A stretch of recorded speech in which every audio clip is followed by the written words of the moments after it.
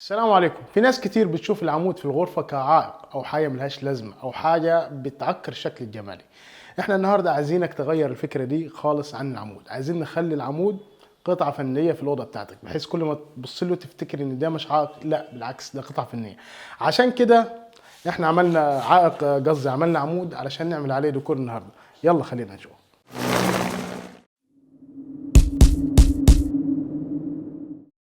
ده العمود بتاعنا يا جماعه. طبعا الرابط اللي احنا عملنا يعني بيه طريقه تعليق الجبس كحاجه مبدئيه كده هسيبه لكم ان شاء الله في الوصف للناس اللي عايزه تطلع على الكلام ده. هنبدا ناخد ميزان الميه بتاعنا وهنبدا نعلم علامات موزونه كده علشان نشتغل عليها، عشان الشغل بتاعنا يكون مظبوط. تمام، هنظبط الميزان بتاعنا كده بالطريقه دي. تمام، وناخد علامه كده في اول عمود في النص كده تقريبا، وهنا كده علامه تانية. دي يا جماعه خامه الستيل اللي احنا هنشتغل بيها.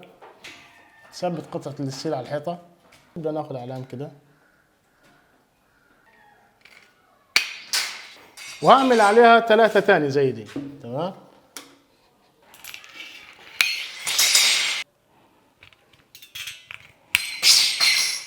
بعد ما قصينا الستيل ده هياخدنا للخطوة التانية، وهي المادة اللي هنلزق بيها الستيل. لازم تكون مادة كويسة ولازم تكون سريعة في الجفاف.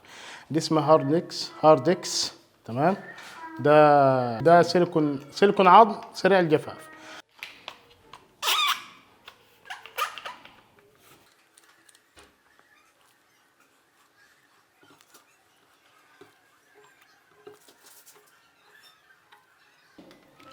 وانا رسمت الخط يا جماعه ده عشان استرشد بيه.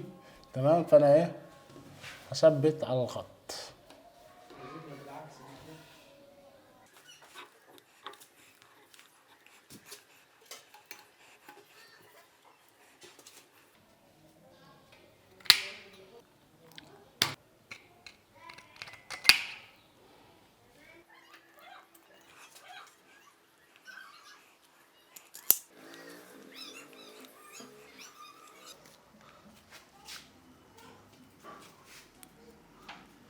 هنبدأ يا جماعة بعد ما لزقنا الستيل بتاعنا نسحب معجون، نسحب العمود بالكامل.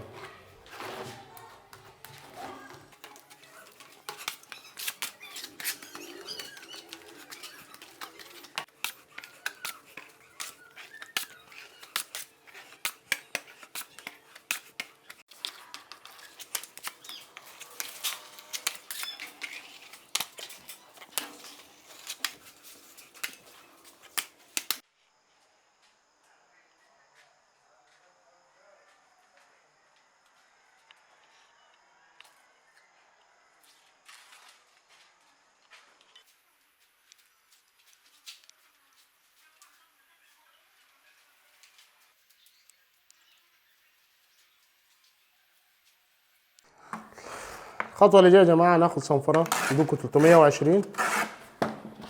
تمام، ونبدا نصنفر. لكن قبل ما نصنفر يا جماعه وقبل ما نكمل الفيديو، يعني ما دام وصلنا للمرحله دي، يعني كان في كلمتين عايز اقولهم لحضراتكم.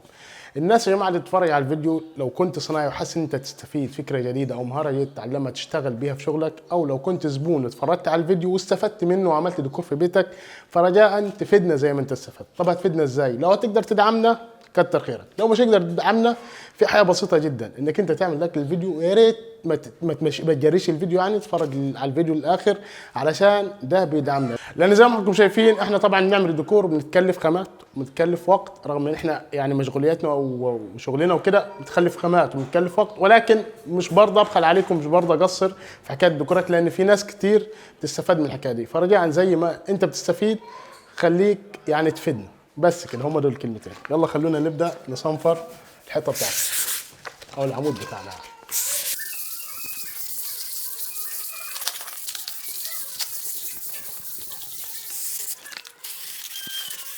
هنبدا يا جماعه ننفض الشغل بعد ما تصنفر.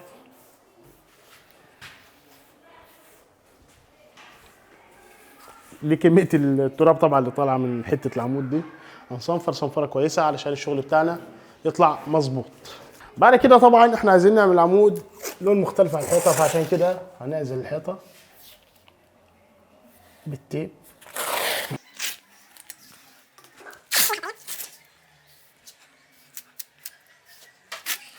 ده اللون اللي انا هشتغل بيه، بني فاتح. هبدأ ادهن العمود بتاعي.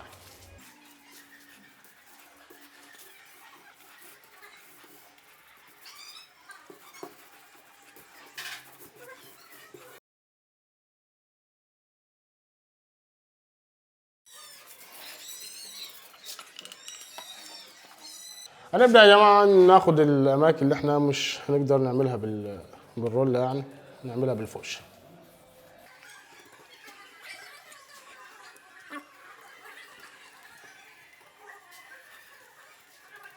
الخطوة اللي يا جماعة هنشرب الشاي نستناها تنشف، بعد كده نرجع تاني.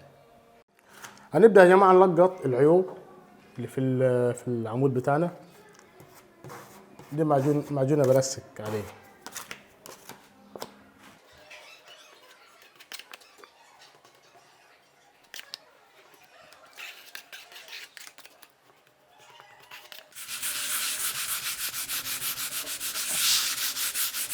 هنصفر يا جماعة طبعا الأماكن اللي لقطناها، وهننعم العمود كله، يعني حتى البلاستيك اللي احنا دهناه هنصنفره برضه.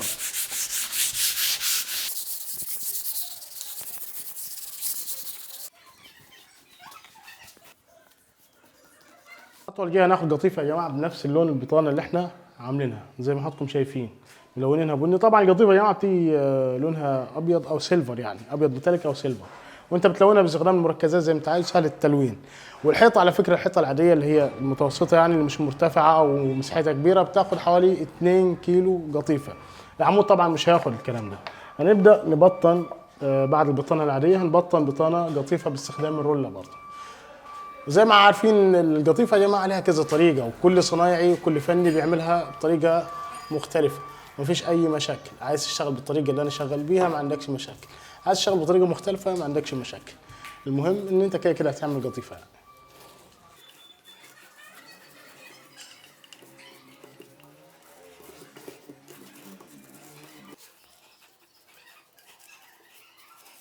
بعد ما عطينا البطانه يا جماعه، بطانه القطيفه، نلاحظ ان اللون مغطي تماما على اللون اللي كان تحته، وده لان اللون نفس اللون بتاع البطانه البلاستيك هو اللون القطيفه. طيب في حد كان بيسالني من المتابعين، كان بعت لي بيقول لي ان انا جبت قطيفه وطلع لونها اغمق شويه من لون الحيطه اللي عنده. هتدهن عندك حلين، يا اما تدهن الحيطه بلاستيك شبه لون القطيفه، يا اما تدهن الحيطه وجهين قطيفه من القطيفه اللي عندك، وهتغطي وتشتغل باقي خطوات عندك ما فيش اي مشاكل. يا ريت طبعا يكون بيتابعنا ويكون بيتابع الدرس بتاع النهارده عشان يوصلوا المعلومه. هنبدأ ناخد الرولة العادية، تمام، وهنفرد القطيفة بتاعتنا بالشكل ده زي ما حضراتكم شايفين. طبعا دي طريقة من ضمن الطرق الكتيرة يا جماعة اللي بتعمل بيها القطيفة، ومش لازم نحجر على بعض. يعني أنا بشتغل بطريقة وأنت بتشتغل بطريقة، مش لازم الطريقة اللي أنت تشتغل بيها هي الطريقة الصح، طريقتي أنا غلط، لا، ومش لازم طريقتك أنت هي الغلط، طريقتي أنا الصح. الشغل ده يا جماعة ليه كذا طريقة، وكل صنايعي وليه طريقته، زي ما بنقول كل شيخ وليه طريقته، فمش لازم يعني إيه نغلط بعض ونقول لا ده الشغل ده غلط ما تعملش كده. لا، الشغل بيتعمل ب 100 طريقه، وكل الطرق احيانا بتكون صح، فما فيش عندك اي مشاكل. هنبدا نفرد بالطريقه دي يا جماعه، وهنبدا ناخد الاداه البلاستيكيه دي اللي هي اسمها المالج، مخصصه لشغل القطيفه وشغل الفلاور كده يعني، وهنبدا ندعك بالشكل ده. عايز التاثير بتاعك يكون مثلا كبير هتوسع كده، عايز تاثير صغير هتضيق ايدك انت وبتدعك. هذه كل الحكايه. يعني لو عايز تطلع تاثير اسفنجه مثلا، تاثير صغير زي الناس بتشتغل اسفنجه، هتشتغل ايه؟ هتضيق ايدك، مش هتفتح ايدك انت وبتكوي. تمام كده؟ هيظهر معاك مباشره تاثير القطيفه. وعلى فكره القطيفه يا جماعه بتظهر في الالوان الفاتحه اكتر من الغامقه، فيعني ايه؟ تجنب الالوان الغامقه قدر الامكان.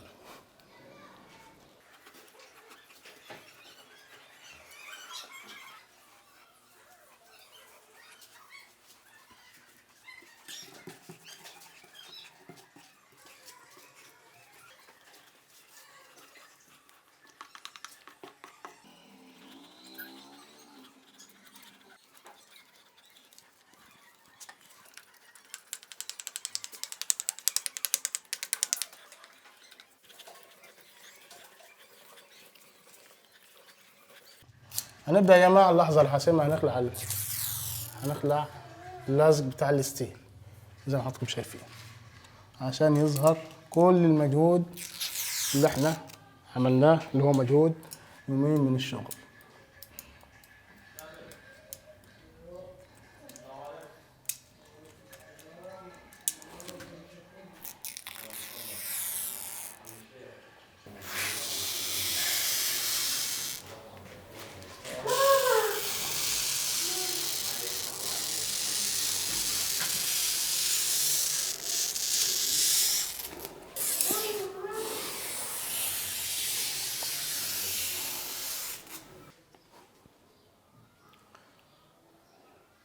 كده يا جماعة نكون وصلنا لنهاية الدرس بتاعنا. درس مهم، درس دسم، أخد معانا يومين شغل. أتمنى نكون أفدناكم، أتمنى يكون الفيديو عجبكم. لو عجبكم الدرس اشتغلنا لايك شير، لو ما شاركوا في القناة شاركوا في القناة فعلوا زر الجرس. شوفوا عليكم خير إن شاء الله في دروس قادمة، أفكار قادمة. السلام عليكم ورحمة الله وبركاته.